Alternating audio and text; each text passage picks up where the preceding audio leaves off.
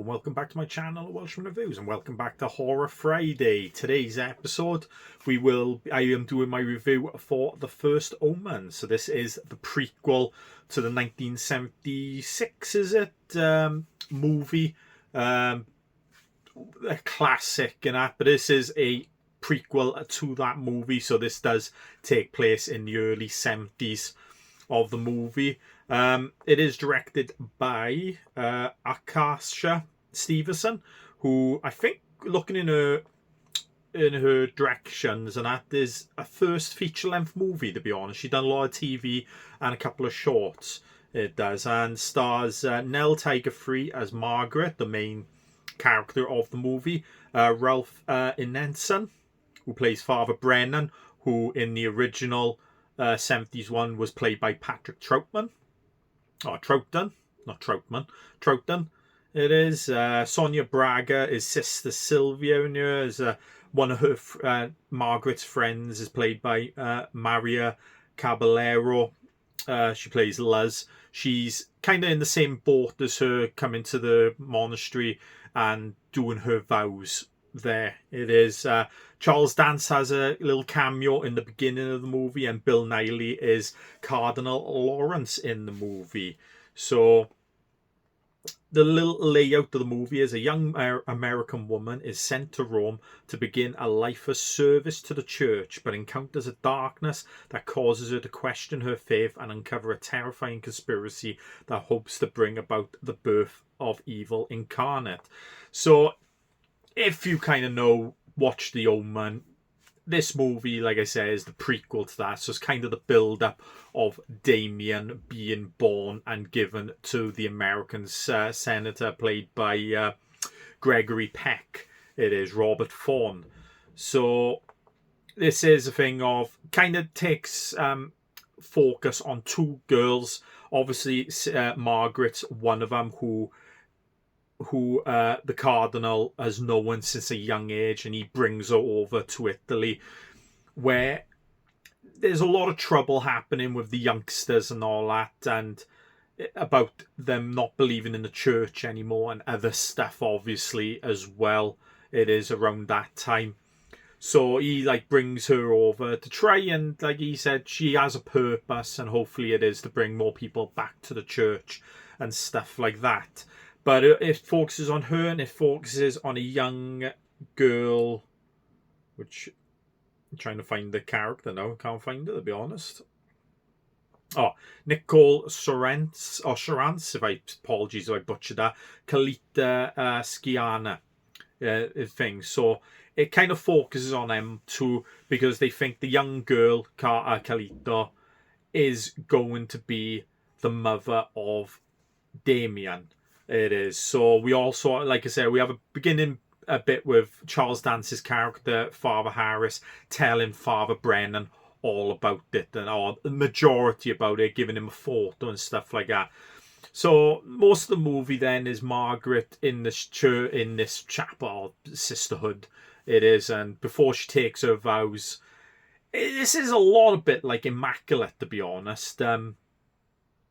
Has similar beats to each of the movie, it does, but yeah, like I said, the story kind of follows Margaret, where she befriends this girl because she has same traits as what she had when she was a younger thing. She said she can imagine things when she was younger, and like the sisters and all that would strap her up or lock her in a room and stuff, and Kalita's the same way. You do have another sister in you who takes an infatuation with her as well, kind of the same as what the nanny from The First Omen did in that one, or some of the nannies did in that. And the only spoiler you're gonna get, she does that nun, or the sister, does die in a similar circumstance, hangs herself, but a little bit more elaborated for today's audience.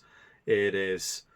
But yeah, the majority in is her hopefully trying to save Kalita from hopefully not ending up the way all the rest, down the path she's going to. So you also have Father Brennan, who's trying to recruit Margaret to help him because he's been like excommunicated or something like that. He has by the church. He doesn't have many friends now after being outspoken, and that tries to get her to help him bring out some files and all that so he can pinpoint exactly who the child is. Like I said, overall it was a good movie. It did have a lot of beats that was similar to the original. It did feel like they tried to make it feel like the original quite a bit.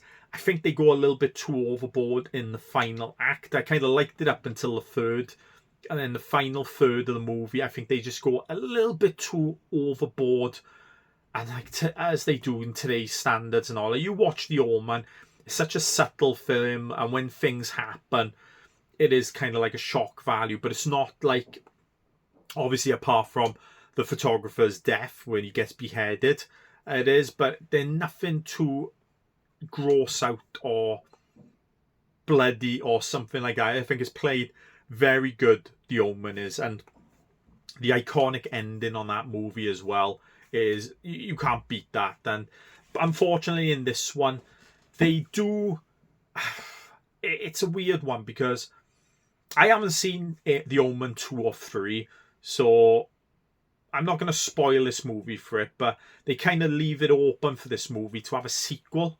It is, and it's like, I don't understand how they're going to do it if this is an actual prequel to the first movie, because some of the characters at the end of this movie, you never see in the other movie.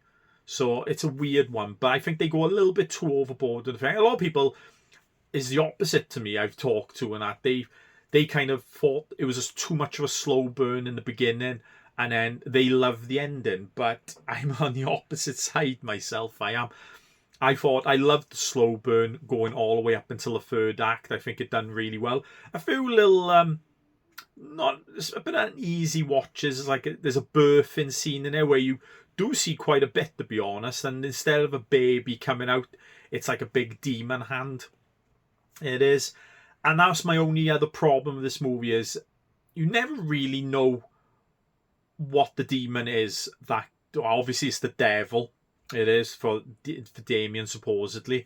But in this one, you actually see a little bit of the jackal demon in this movie and that. And I think showing a bit too much of that in this kind of takes away from the original.